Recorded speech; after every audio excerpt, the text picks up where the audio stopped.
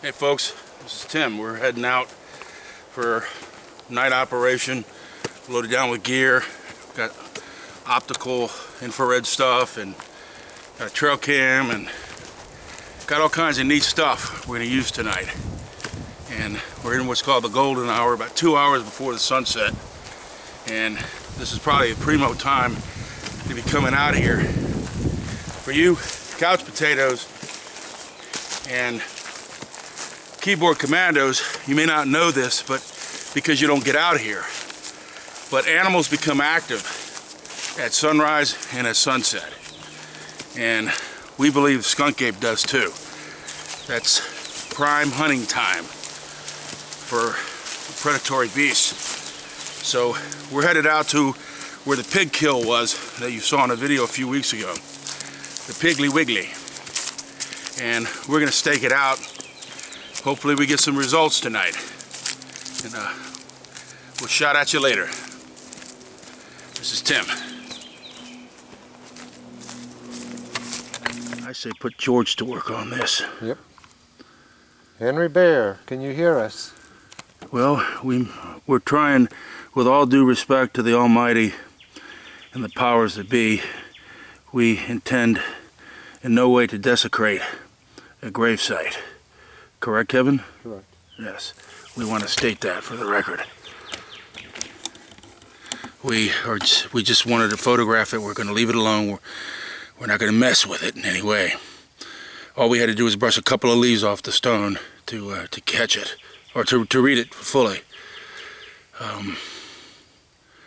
It's about all we know at this point. Hey folks, this is Tim. And I'm at the exact spot where we had found the pig, Piggly Wiggly, a few weeks ago. And there's, as I would have expected, you know, here's the tree that Kevin and I were sitting on. There's no bones or carcass left. It doesn't really mean a lot, but what it means is that there was something out here feeding off of that. Now Kevin is gonna circle around and let's let him know. Kevin.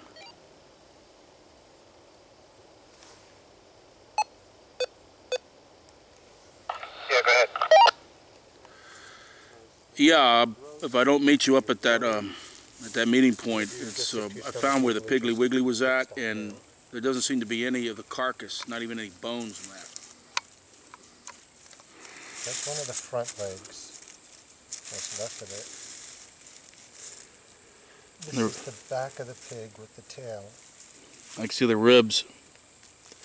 This is not a big pig. This is still kind of a baby. It's been ripped in half. The ribs are right here. What animal could rip? What animal could rip it? Yes. What could rip a small pig directly in half?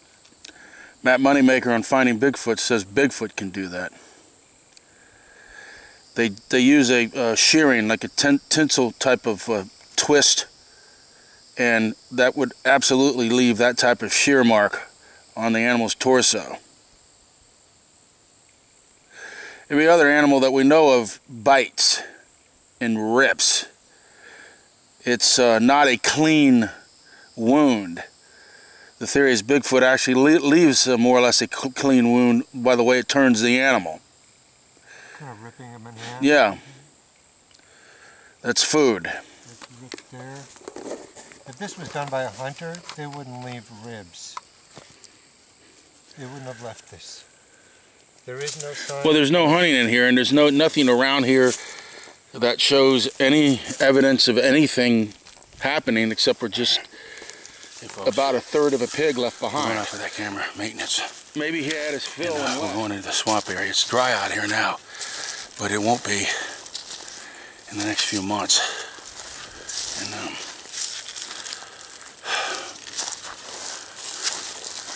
yeah, I mean,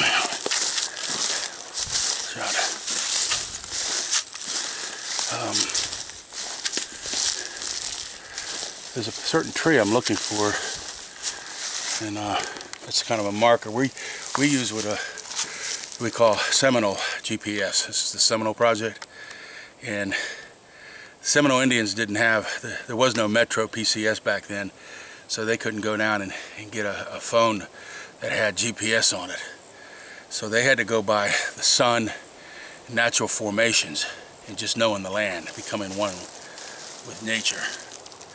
So that's how we were able to find our way out here. We do use the GPS, but we find ourselves more often than not just going by what we know of the terrain.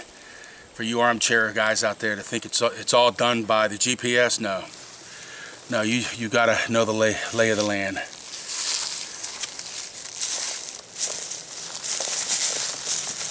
It's like it's football, you just gotta know where the end zone is.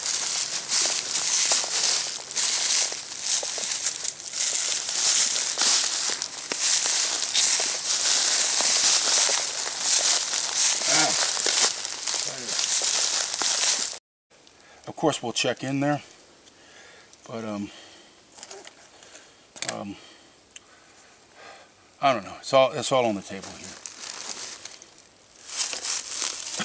Come with me. You know, I look at these videos and it always seems like I'm giving orders or something. I'm not. I swear to God.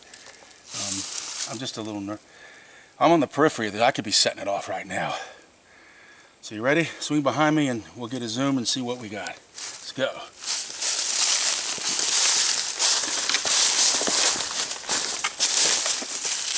It's shooting.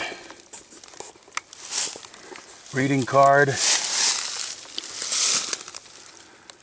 Yeah! 95 pictures. Oh! Yeah! 73% battery. Still 0% full. This thing could hold up to 14,000 estimated photos. Yeah! Man. Turn it off. Sweet. Sweet is right. Woo! How do you feel? How does it make you feel? The hard work is worth it. Now, I don't know what's on those 93. Those 103 images. I mean, those 113 images could be just deer, pig, foxes, grizzly bears, polar bears. I don't know, but it could also be something that's not supposed to be out here. And that's what we're looking for. Okay. All right. I already turned it off. Now,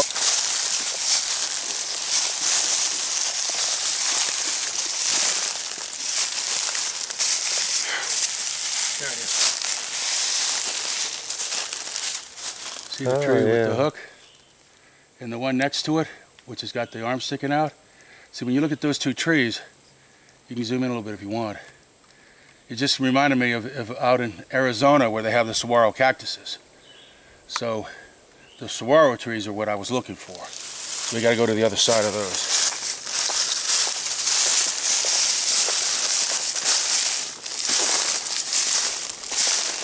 That tree fall is not here. I got scared at first. I thought that was the tree that I put it on.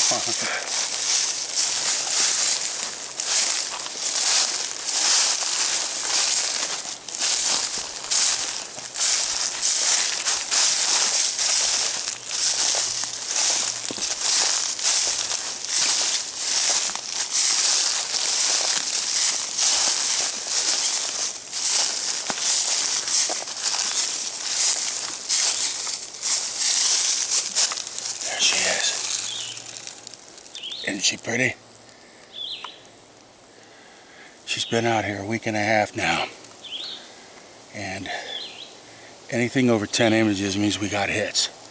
Now what I liked about this area, folks, you people that don't live in Florida, you see these? They're called cypress knees. What a cypress knee is first of all, it's indicative of a swamp area. And they're the roots of the cypress trees that grow out of the ground. Now, there was a theory. Remember when Ronald Reagan said the trees use up too much oxygen? Well, there was a theory that this was the tree breathing. But what we know now, it's nothing to do with breathing at all. It lends stability to the soil, to the earth. It keeps the tree firmly in place. It's an adaptation for its own survival, and it also assists the survival of other animals on riverbanks because it maintains firm burns for other animals to populate, like alligators and wading birds, like your egrets. So it's almost as if the earth itself protects itself. And that's what we know about nature. That's why if you watch my video on enigmatic anomalies, you'll hear where I criticize man for his folly, for his arrogance, thinking that he could control nature. Nature doesn't need man. Man needs nature. And that's something we all need to understand. But let's go behind the camera. All right.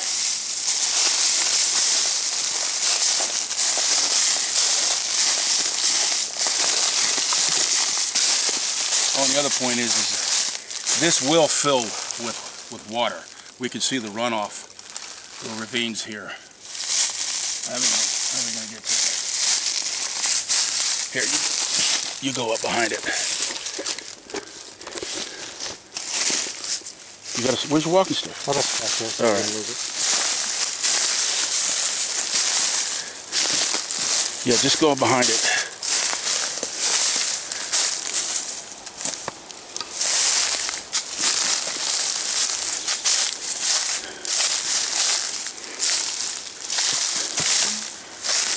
Well, first of all, Kevin, further in there we can go, but how do you feel about this spot? The reason I chose it is because what's behind there looked pretty closed in.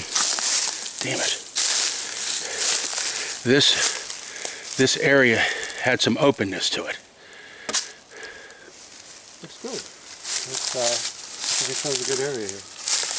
All right.